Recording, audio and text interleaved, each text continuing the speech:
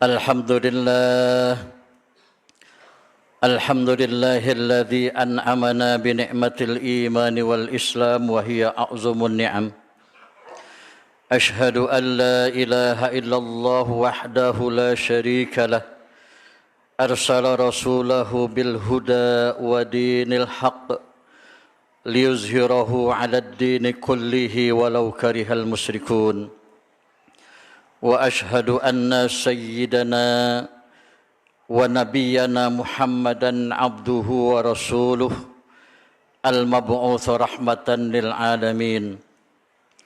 Allahumma salli wa sallim wa barik ala sayyidina Muhammadin wa ala alihi wa ashabihi ajmain, amma ba'd.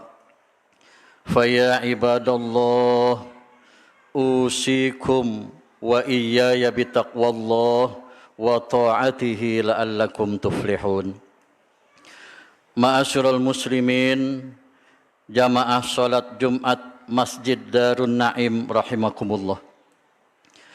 Marilah bersama-sama kita meningkatkan takwa kita kepada Allah Subhanahu wa taala dengan kita melaksanakan segala perintah-perintahnya dan kita meninggalkan semua larangan-larangannya. Ma'asyiral muslimin rahimakumullah. Baru saja kita memasuki tahun yang baru, tahun 2022 miladiyah. Nah, oleh karena itu marilah dengan kita memasuki tahun yang baru ini, kita tanamkan dalam hati kita, kita tanamkan dalam diri kita sifat nasyitun bil ibadah. Kita menjadi orang-orang yang selalu semangat, menjadi orang-orang yang selalu bersungguh-sungguh dalam melaksanakan segala amal-amal ibadah, segala perbuatan-perbuatan yang baik, segala perbuatan-perbuatan yang bermanfaat, baik untuk diri kita ataupun juga untuk orang lain. Dan tentunya kita berusaha agar hari ini lebih baik daripada hari yang kemarin. Bulan ini lebih baik daripada bulan yang kemarin. Dan tahun ini lebih baik daripada tahun yang kemarin dalam segala hal, tentunya dalam perbuatan-perbuatan yang baik. Ma'asyiral muslimin rahimakumullah. Ada 4 macam karunia. Ada 4 macam pemberian dari Allah. Barang siapa yang dapat mendapatkan 4 macam karunia ini, maka sungguh dia akan mendapatkan 2 kebahagiaan, 2 keselamatan, kebahagiaan di dunia dan juga kebahagiaan di akhirat. Keselamatan di dunia dan juga keselamatan di akhirat kelak. Sabda Rasulullah sallallahu alaihi wasallam, arba'un man u'tiyahunna faqad u'tiya dunya wal akhirah. Ada 4 macam bentuk karunia dari Allah. Barang siapa yang memperoleh dan mendapatkan 4 macam karunia tersebut, sungguh dia akan mendapatkan kebahagiaan fid dini wad dunya wal akhirah. Yang pertama, lisanun zakir. Lidah yang terasa enteng untuk berzikir pada Allah.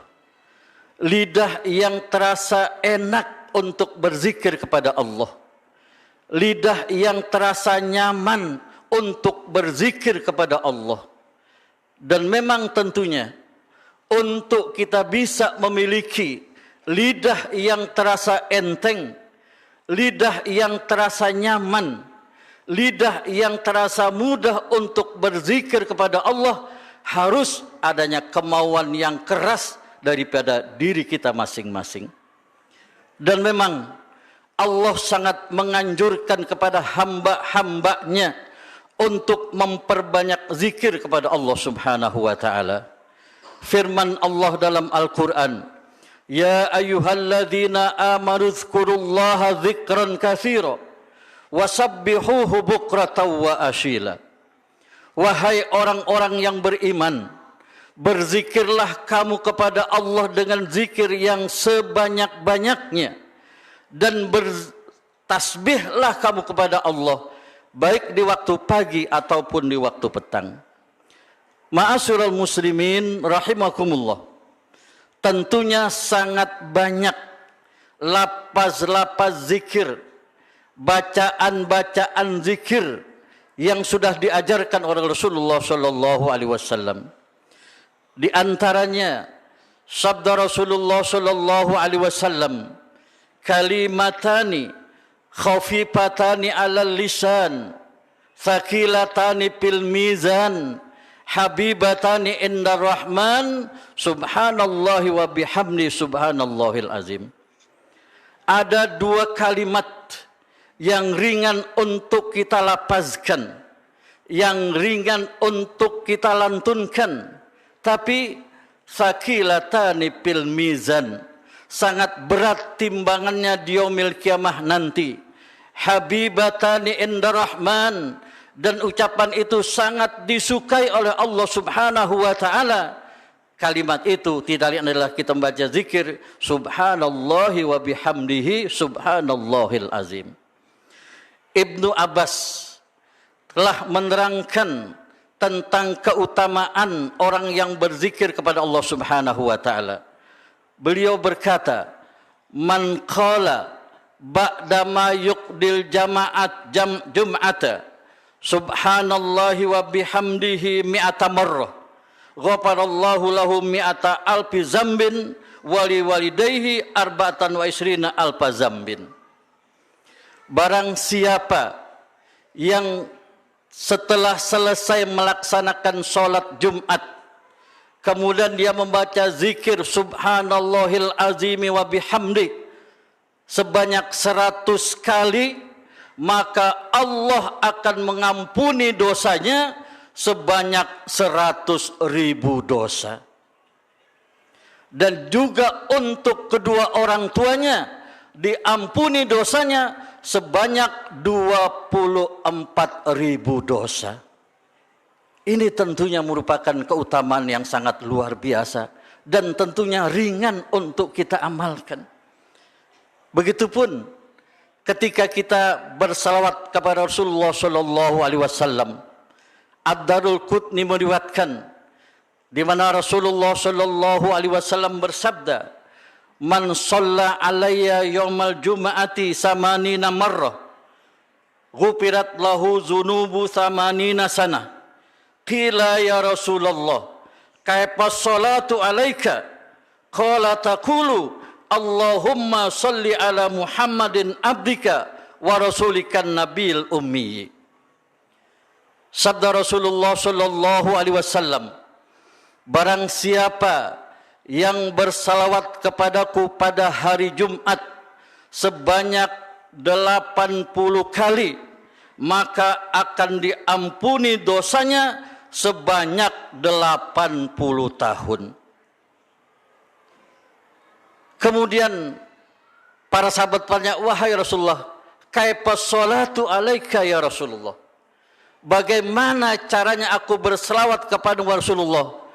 Qala taqulu Allahumma shalli ala Muhammadin abdika wa rasulikan nabiyil ummi.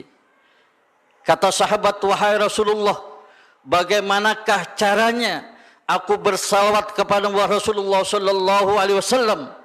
Kata Rasulullah sallallahu alaihi wasallam, taqul Allahumma shalli ala Muhammadin abdika wa rasulikan nabil ummi. Hendaklah kamu ucapkan Allahumma sholli ala Muhammadin abdika wa rasulikan nabiyil ummi sebanyak 80 kali, maka kamu akan mendapatkan ampunan selama 80 tahun. Ini tentunya masih banyak lagi keutamaan zikir dan bersalawat kepada Rasulullah sallallahu alaihi wasallam Yang penting ada kemauan dari kita untuk mengamalkan zikir maupun bersalawat kepada Nabi Muhammad sallallahu alaihi wasallam. Kemudian yang kedua, wa qalbun syakir. Seseorang yang memiliki hati selalu bersyukur kepada Allah Subhanahu wa taala. Begitu banyak nikmat-nikmat dan karunia yang telah diberikan oleh Allah kepada diri kita, baik itu yang ada di dalam diri kita ataupun yang ada di luar daripada diri kita. Yang ada di dalam diri kita, dengan adanya mata, maka dengan nikmat mata itu kita bisa melihat. Dengan adanya tangan, maka dengan tangan itu kita bisa bekerja. Dengan nikmat kaki, dengan kaki itu kita bisa berjalan. Dengan nikmat akal, dengan akal itu kita bisa berpikir. Dan juga dengan nikmat-nikmat yang lainnya, yang tentunya kesemuanya itu tidak dapat kita nilai dalam bentuk materi walau berapapun banyaknya. Sebagai gambaran, dahulu ada seorang yang ahli ibadah, usianya sampai 500 tahun, dan waktu-waktunya selalu diisi dengan beribadah kepada Allah Subhanahu wa taala. Pada malam harinya dia melaksanakan qiyamul lail, salat tahajud dan ibadah-ibadah yang lainnya. Kemudian pada siang harinya dia melaksanakan ibadah puasa sunnah. Suatu ketika nanti Allah mempersilahkan kepadanya untuk masuk ke dalam surga. Kata Allah, udkhul jannah birahmati. Wahai hambaku, masuklah kamu ke dalam surga karena rahmat dan kasih sayangku. Kemudian hamba ini meminta kepada Allah, wahai Allah, adkhilnil jannah bi amali. Ya Allah, masukkanlah aku ke dalam surga tapi dengan amal dan ibadahku. Kenapa? Karena dia merasa sudah beribadah begitu banyak selama 500 tahun dengan melaksanakan qiyamul lail pada malam harinya, melaksanakan ibadah sunnah pada siang harinya. Kata Allah, baiklah, kalau memang itu keinginanmu, lalu Allah meletakkan satu nikmat mata di sebuah daun timbangan, dan kemudian di daun timbangan yang satunya diletakkan amal-amal ibadah yang sudah dilakukan selama 500 tahun dengan melaksanakan ibadah qiyamul lail pada malam harinya, melaksanakan ibadah puasa pada siang harinya. Ternyata setelah ditimbang justru nikmat sebuah mata yang lebih berat. Lalu akhirnya seorang hamba ini, ya Allah, masukkanlah aku ke dalam surga dengan rahmat dan kasih sayangmu. Ma'asyiral muslimin rahimakumullah. Nah, kemudian pemberian yang ketiga, wabadunun sabir, jiwa yang senantiasa bersabar atas segala macam ujian dan cobaan yang telah diberikan oleh Allah Subhanahu wa taala. Ketika kita mendapatkan satu hal yang tidak kita senangi, yang tidak kita sukai, hendaklah kita hadapi dengan sabar. Jangan dihadapi dengan emosi. Jangan dihadapi dengan kemarahan, baik itu dengan ucapan yang tidak baik ataupun sikap dan perbuatan yang tidak baik. Mungkin ini barangkali merupakan ujian daripada Allah untuk menguji sampai sejauh mana kesabaran kita, sampai sejauh mana tingkat keimanan kita, sampai sejauh mana kita bisa menghadapi segala cobaan yang diberikan oleh Allah Subhanahu wa taala. Nah, kemudian yang terakhir, wa zaujatuhu mu'minatun sholihah, diberikannya istri atau suami yang soleh dan soleha sehingga bisa membina satu rumah tangga yang sakinah, mawaddah, warahmah. Nah, oleh karena itu marilah kita berusaha untuk melatih lidah kita untuk kiranya kita bisa memperbanyak zikir dan bersalawat kepada Rasulullah sallallahu alaihi wasallam. Yang kedua, kita syukuri apapun apa yang sudah ada pada diri kita dan memang itu barangkali sudah menjadi ketentuan dari Allah Subhanahu wa taala. Yang ketiga, kita senantiasa bersabar atas segala macam ujian, atas segala macam cobaan, dan itu semuanya kita hadapi, kita kembalikan kepada Allah Subhanahu wa taala. Yang keempat, mari kita bina satu rumah tangga dengan mendidik anak-anak kita agar kita menjadi anak-anak yang soleh dan soleha yang nantinya akan bisa mendoakan kita setelah kita berpulang ke rahmatullah. Nah, untuk itu mudah-mudahan kita senantiasa diberikan keselamatan oleh Allah, selamat hidup di dunia dan selamat pula hidup di akhirat. Amin ya rabbal alamin. A'udzubillahi minasyaitonir rajim. Wa anfiqu fi sabilillah wa la tulqu bi aidikum ila tahluka wa ahsinu innallaha yuhibbul muhsinin. Barakallahu li wa lakum fil Qur'anil azim wa nafa'ni wa iyyakum bima fihi minal ayati wa dzikril hakim wa taqabbala minni wa minkum tilawan alim. Aqulu qawli hadza wa sallallahu wa lakum wa lisairil muslimina wal muslimat wal mu'minina wal mu'minat fastaghfiruhu innahu huwal ghafurur rahim.